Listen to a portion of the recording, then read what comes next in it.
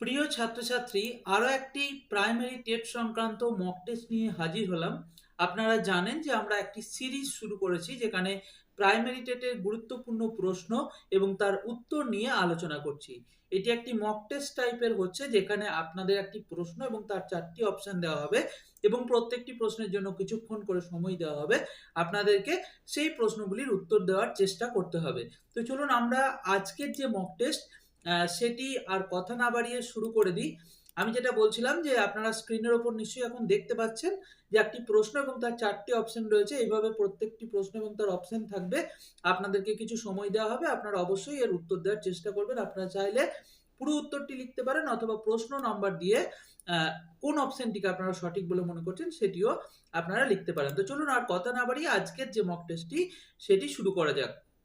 বিশ্বে সর্বাধিক পারমাণবিক শক্তি কোথায় উৎপন্ন হয়? বিশ্বে সর্বাধিক পারমাণবিক শক্তি কোথায় উৎপন্ন হয়? ভারতে, রাশিয়ায়, আমেরিকায় নাকি জার্মানিতে? আপনারা ঝটপট এই প্রশ্নের উত্তর দেবেন। বিশ্বে সর্বাধিক পারমাণবিক শক্তি কোথায় উৎপন্ন হয়? ভারতে, রাশিয়ায়, আমেরিকায় নাকি জার্মানিতে? আপনাদের কি মনে হচ্ছে? এ, বি, সি, ডি এই 4টি অপশনের মধ্যে ঝটপট এর উত্তর দেওয়ার চেষ্টা করুন। তো চলুন আমরা উত্তরটি দেখে নিই। উত্তরটি হলো আমেরিকাতে। বিশ্বের সর্বাধিক পারমাণবিক শক্তি উৎপন্ন হয় আমেরিকায়। এটি পৃথিবীর অন্যতম বড় পারমাণবিক শক্তি উৎপাদক দেশ। তাদের প্রচলিত শক্তি উৎপাদন কাঠামোতে পারমাণবিক শক্তি একটি গুরুত্বপূর্ণ ভূমিকা পালন করে, যা কার্বন নিঃসরণ হ্রাসেও সাহায্য করে। তো চলুন নেক্সট কোশ্চেনে চলে যাওয়া যাক। নেক্সট কোশ্চেন হচ্ছে, গোবর গ্যাসে শতকরা কত ভাগ মিথেন থাকে? গোবর গ্যাসে শতকরা কত ভাগ মিথেন থাকে? 20%, 30%, 40% নাকি 60%? আপনাদের বলতে হবে গোবর গ্যাসে শতকরা কত ভাগ মিথেন থাকে। আমি এই প্রশ্নের পাশাপাশি আপনাদেরকে একটি ইনফরমেশন দিতে চাইবো। সেটি হলো আমাদের একটি অনলাইন কোর্স রয়েছে প্রাইমারি টেট সংক্রান্ত, যেটি অত্যন্ত কম মূল্যে আমরা প্রোভাইড করছি বর্তমানে, এবং এই অফারটি আগামী 30 নভেম্বর পর্যন্ত থাকবে। অফারটি কি? অফারটি হলো 1 বছরের ভ্যালিডিটি সহ একটি অনলাইন কোর্স, যার বর্তমান মূল্য হচ্ছে, কোর্স ফি হচ্ছে 99 টাকা, যেখানে আপনি পাবেন recorded video lecture, study material PDF ফরম্যাটে এবং আনলিমিটেড মক টেস্ট, যেখানে অলরেডি 1000-এর ওপর প্রশ্ন ইনক্লুড করা হয়ে গেছে এবং প্রতিদিন নতুন নতুন প্রশ্ন অ্যাড করা হচ্ছে। তো আপনারা চাইলে এই পুরো কোর্সটি নিতে পারেন। এর সঙ্গে আরো একটি কথা আমি বলেছি যে এই কোর্সে আপনাদেরকে কিছু লাইভ ক্লাস দেওয়া হবে বিফোর দ্য এক্সাম। এক্সাম হওয়ার আগে আপনাদেরকে কতগুলো লাইভ ক্লাস আপনাদের গাইড করার জন্য দেওয়া হবে। অবশ্যই আপনাদের সিলেবাস সেখানে কভার হবে না, শুধুমাত্র আপনাদেরকে গাইড করার জন্য কতগুলো লাইভ ক্লাস কিন্তু দেওয়া হবে এই কোর্সটির মধ্যেই, যেটি বর্তমানে 99 টাকা রয়েছে এবং 30 নভেম্বর পর এর কিন্তু কোর্স ফি বেড়ে যাবে এবং 299 টাকা হয়ে যাবে। তো এই সুযোগ মিস করবেন না। যারা প্রাইমারি টেটের প্রস্তুতি নিচ্ছেন এই কোর্সে ভর্তি হতে পারেন। এই যে মক টেস্টগুলো দেখছেন এইগুলোর পিডিএফ ফরম্যাটে আপনারা এই কোর্সের মধ্যেই পেয়ে যাবেন।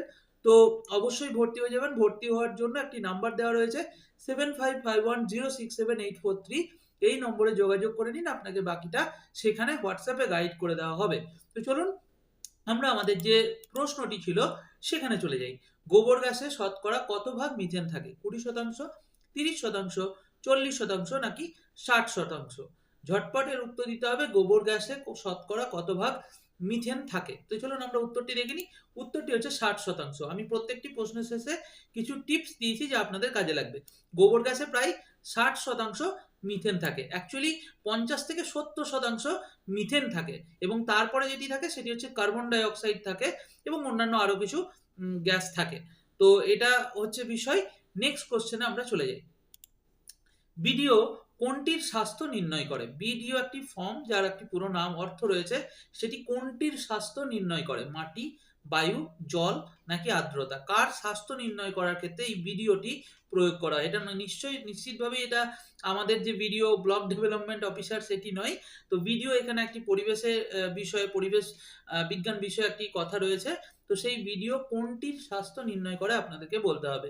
মাটি, বায়ু, জল, আর্দ্রতা। ঝটপট এর উত্তর দেবেন। আমরা এর উত্তরটি চলুন দেখে নিই। উত্তরটি হচ্ছে ভিডিও, যেটি আমি বললাম যার ফুল ফর্ম কি?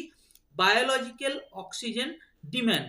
জলজ পরিবেশের স্বাস্থ্য নির্ধারণে ব্যবহৃত হয়। অর্থাৎ কি, জলের যে স্বাস্থ্য সেই মানে সেটি নির্ধারণে ব্যবহৃত হয়। এক্ষেত্রে কি করা হয়? এটি জলজ পরিবেশে জৈব পদার্থের উপস্থিতি এবং তাদের অক্সিজেন ব্যবহার পরিমাপ করতে সাহায্য করে। মোদ্দা কথা হচ্ছে জলের স্বাস্থ্য নির্ণয় করার ক্ষেত্রে এই ভিডিও বিষয়টির প্রয়োগ করা হয়। চলুন নেক্সট কোশ্চেনে চলে যাওয়া যাক। আয়নায়িত বিকিরণের মাত্রার একককে কি বলে? আয়নায়িত বিকিরণের মাত্রার একককে কি বলে? আরএডি মানে র্যাড, রম, ক্যাড নাকি পিএমডি? আয়নায়িত বিকিরণের মাত্রার একককে কি বলে?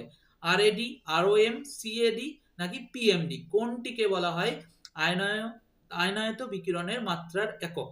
তো চলুন আমরা উত্তরটি দেখে নিই। আপনারা অবশ্যই কমেন্টে উত্তর দেওয়ার চেষ্টা করবেন। আপনার যেটি মনে হচ্ছে সঠিক উত্তর সেটি লেখার চেষ্টা করবেন, তাতে আমারও ভালো লাগবে যে আপনারাও পার্টিসিপেট করছেন। তো চলুন উত্তরটি আমরা দেখে নিই।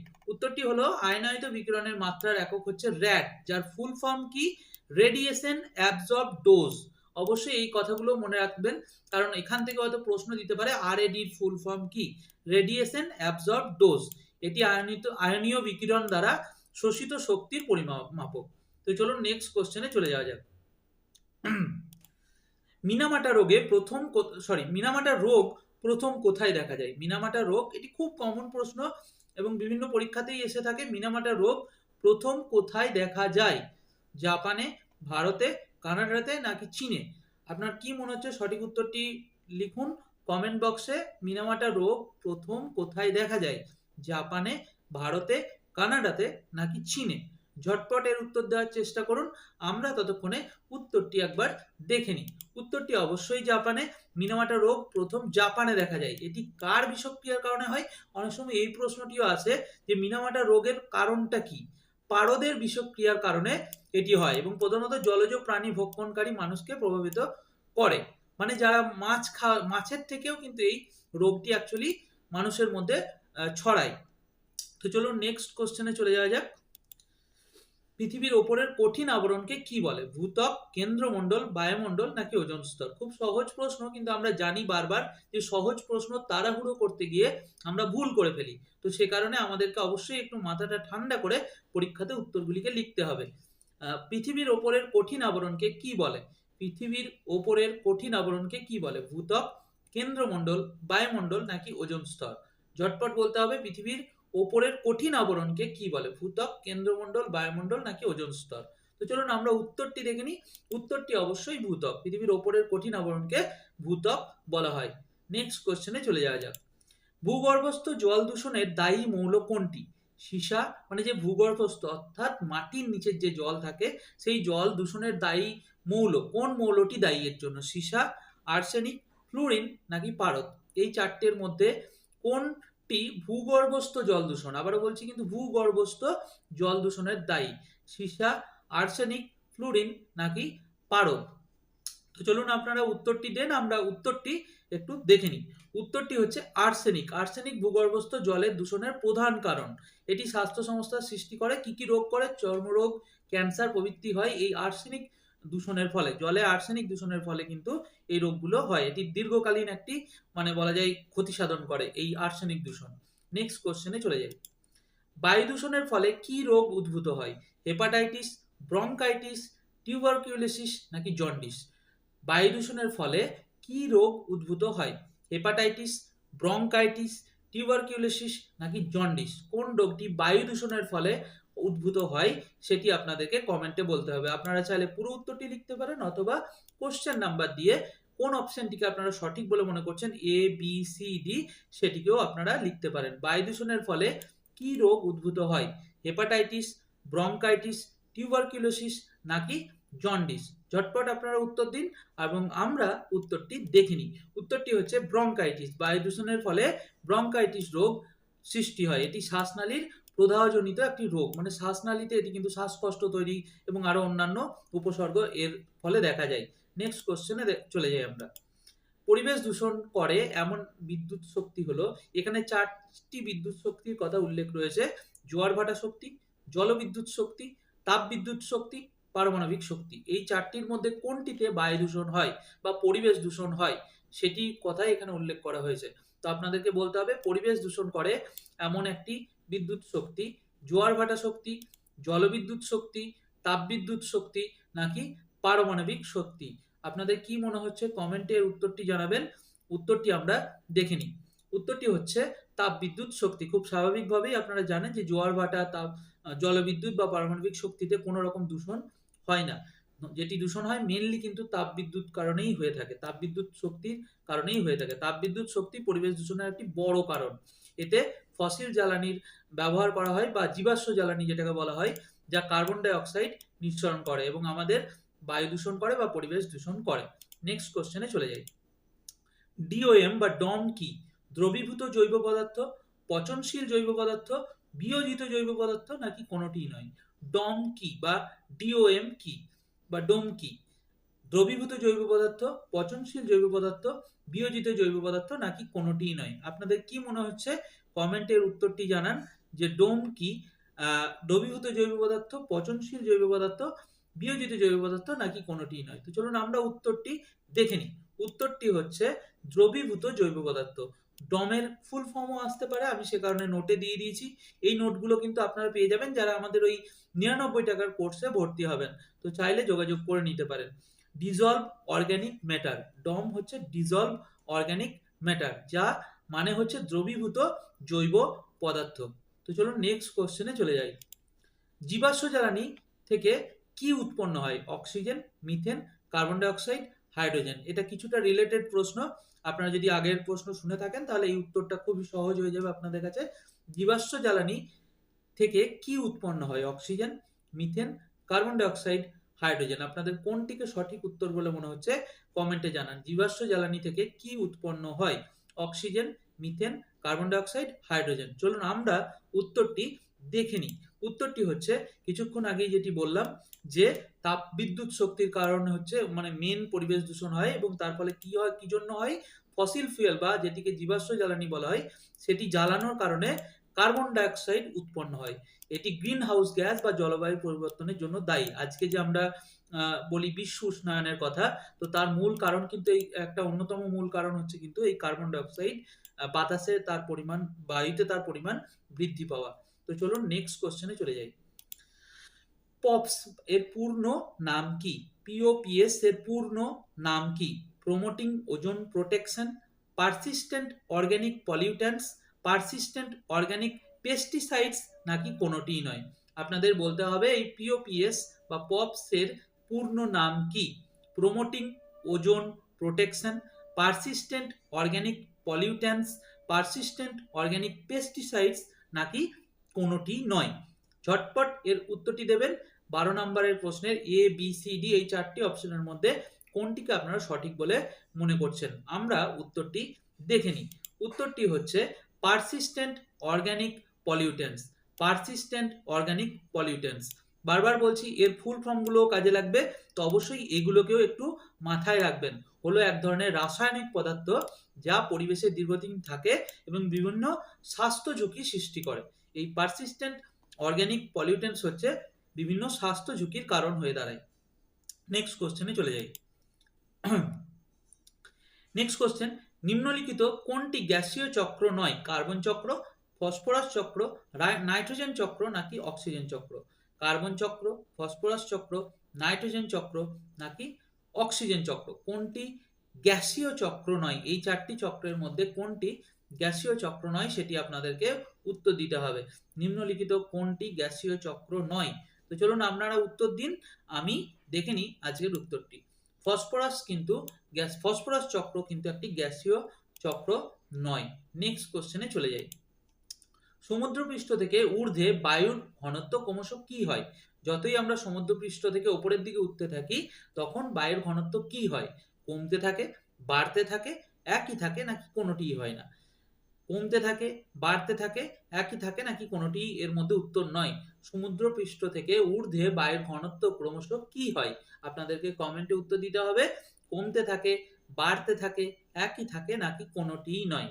ঝটপট আপনারা কমেন্টের উত্তর দিন, আমরা উত্তরটি দেখে নিই। উত্তরটি অবশ্যই কমতে থাকে। আপনারা জানেন যে যতই আমরা উপর দিকে যাব বায়ুর ঘনত্ব কমতে থাকবে, বায়ু হালকা হতে থাকবে।